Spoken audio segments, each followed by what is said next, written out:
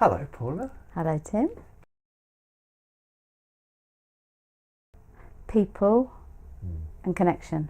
If I'm 90 on my deathbed looking back, the only things that I suspect will really matter would be people and connection. And for me, even more than experience.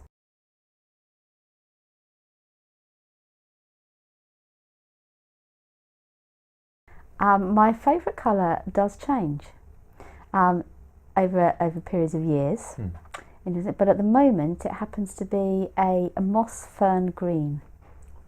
Slightly darker than a lime green. That's been going about 6 months. That's quite new, and that will last a few years.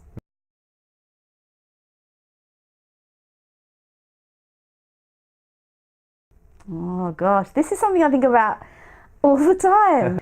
I feel most alive when I am connected with people in a very relaxed environment and where there is sarcasm and trust, because sarcasm can be offensive, and where the unspeakable is being spoken.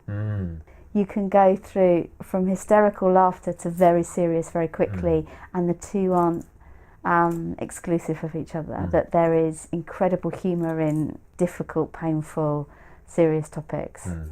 And being around people where you can flick between those two things and where it's very real.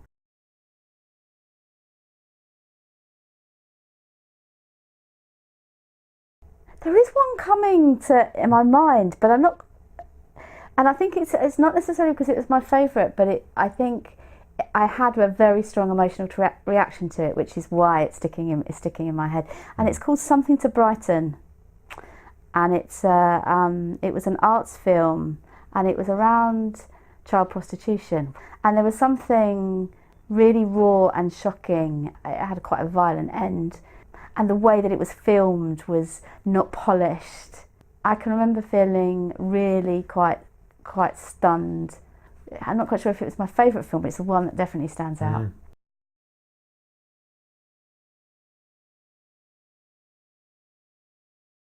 My instinctive reaction is no, but I'm already thinking, like, what does a higher power mean? Can I be my own higher power and oscillate between the different power states within myself? But in terms of something that is beyond me, no.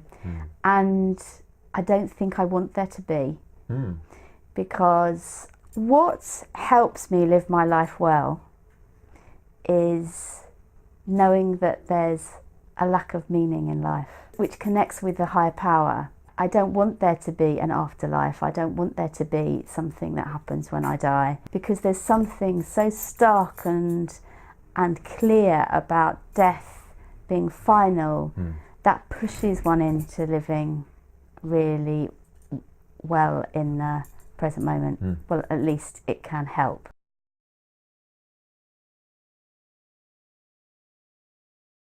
So I think what makes me different, than perhaps other people, I think I have the ability to pick up something in the air between people, and it can be a curse as well as a pleasure. So in terms of the pleasure, I think it means that it makes it easier for me to connect with people sometimes, but within it also comes anxiety, because I can sometimes pick up where I think that there is a difficulty, and I know that in my relationship with Suze is that she'll often say, "Oh, I hadn't even realised that yet," and I think it's very similar to the skill of being a medium.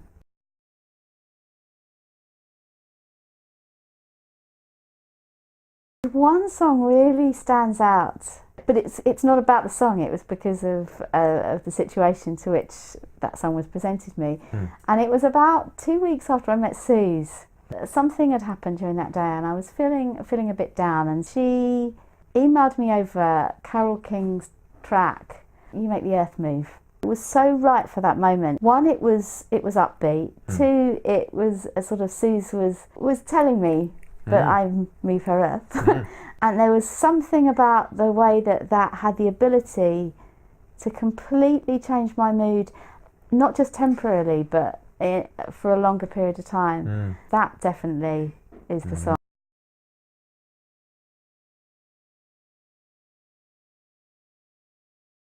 I find myself now actually feeling resistant to the concept of heroes, because there's something about that we're all just fallible.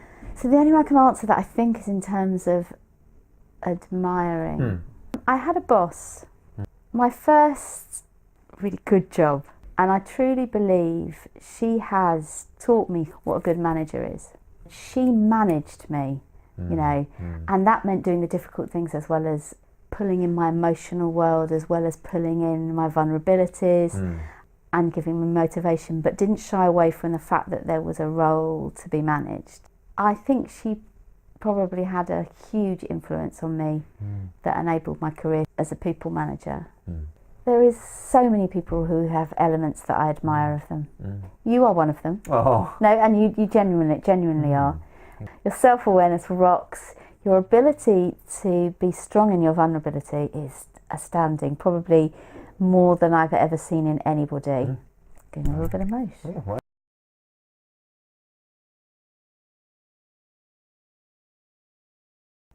So very little.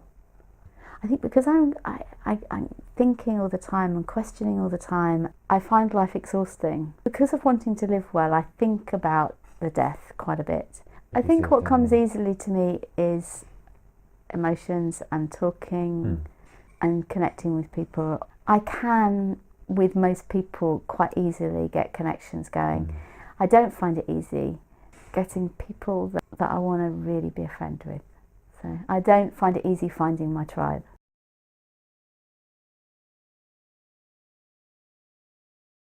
I think it's cheese and onion crisps. Preferably squares.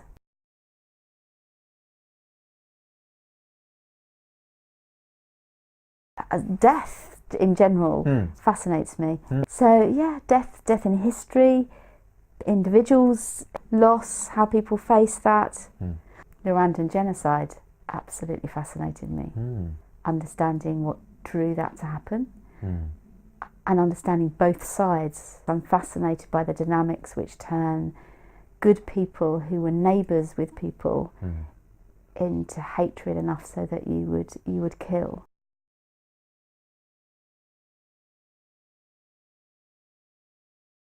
Being in the moment and not berating myself and not worrying.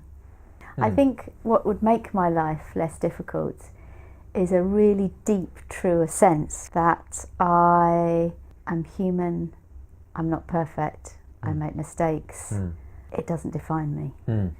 But so I find that difficult.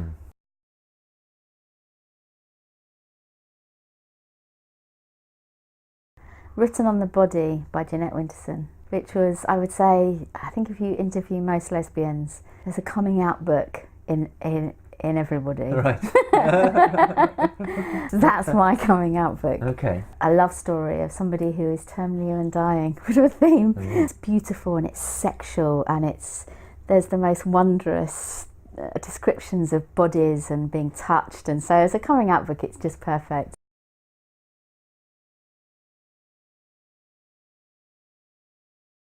I think it's a hard question because a lot of the good things that have happened have been more luck than courage.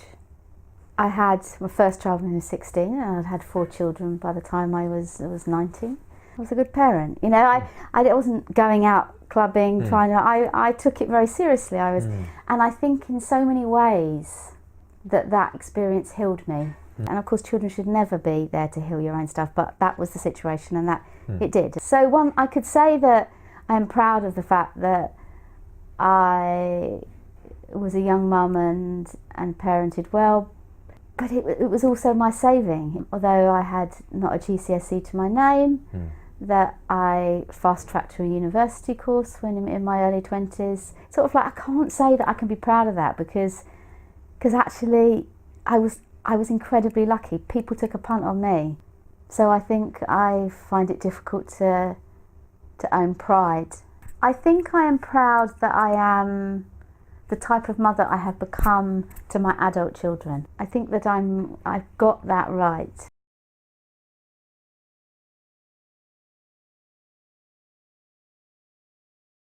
All I want is to get a little further in being able to live well. An acceptance, less torturousness with how I am in the world, and more connection and laughter and realness with people. Everything else will, for me, would just be a facilitational journey towards that.